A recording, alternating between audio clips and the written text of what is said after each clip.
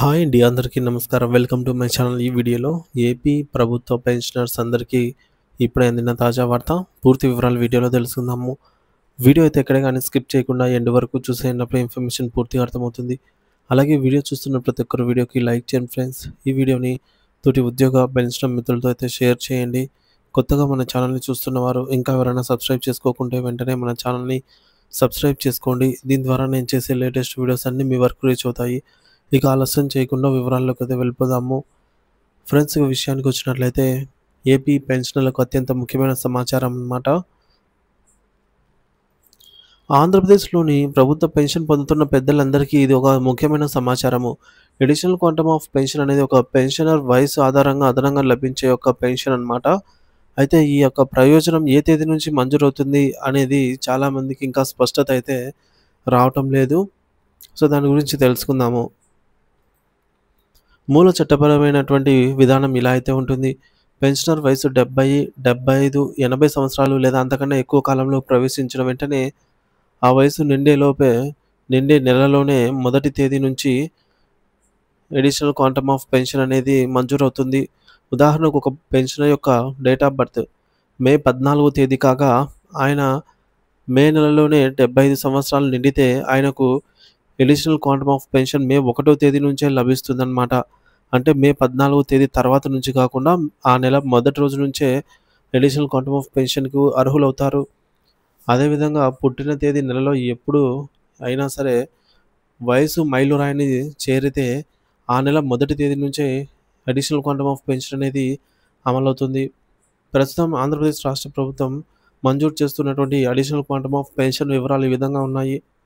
70 సంవత్సరాలు పైబడిన వారికి 7%, 75 సంవత్సరాలు పైబడిన వారికి 12%, 80 సంవత్సరాలు పైబడిన వారికి 20%, 85 సంవత్సరాలు పైబడిన వారికి 30%, 90 సంవత్సరాలు పైబడిన వారికి 40%, 95 సంవత్సరాలు పైబడిన వారికి 50%, 100 సంవత్సరాల పైన ఉన్నవారికి 100%.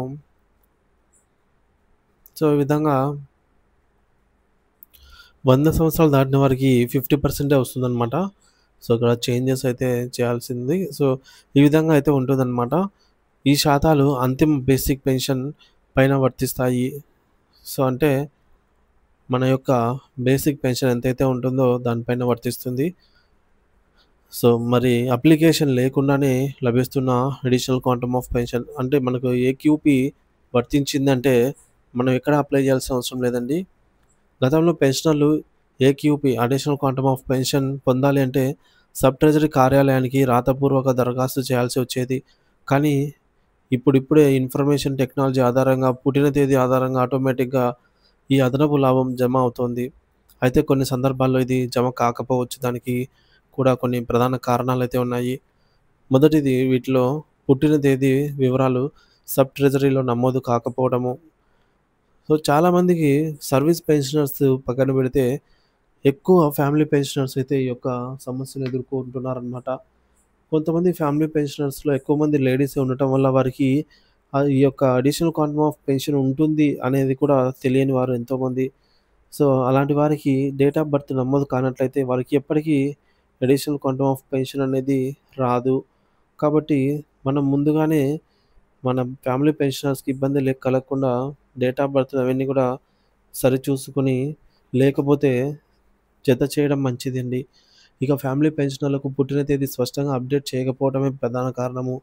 ఇలాంటి సమస్యలు ఎదురైతే పెన్షనర్లు ఏం చేయాలంటే, ఒకవేళ జమ కాకపోయిన పెన్షనర్లు తమ సబ్ ట్రెజరీ అంటే మీకు అర్హత ఉండి కూడా మీకు అడిషనల్ క్వాంటమ్ పెన్షన్ జమ కానప్పుడు సబ్ ట్రెజరీ అధికారిని లేదా పెన్షన్ పంపిణీ శాఖను సంప్రదించాలి. పుట్టిన తేదీ నమోదు కోసం సంబంధిత ఆధారాలైనటువంటి డేట్ ఆఫ్ బర్త్ సర్టిఫికేట్ గానీ, ఆధార్ కార్డ్ గానీ, వంటివి పాన్ కార్డ్ గానీ ఇటువంటి వాటిని సమర్పించి మీరు ఆ యొక్క డేట్ ఆఫ్ బర్త్‌ను నమోదు చేపించాలి పీపీఓలో. ఇక ఫ్యామిలీ పెన్షనర్లు కూడా తాము లబ్ధిదారులుగా తమ వయస్సును రికార్డులలో నమోదు చేయించుకునే ప్రయత్నం చేయాలి. ఒకవేళ సర్వీస్ పెన్షనర్ లేనట్లయితే. ఇక ఏపీ పెన్షనర్ సంఘాలకు పిలుపు. అసలు సమస్య మాత్రం వృద్ధుల పుట్టిన తేదీ నమోదు వ్యవస్థలో పరిపక్వత లేకపోవడమే. ఇప్పటికీ చాలామంది ఫ్యామిలీ పెన్షనర్ల పుట్టిన తేదీలు అధికారికంగా నమోదు కావటం లేదు.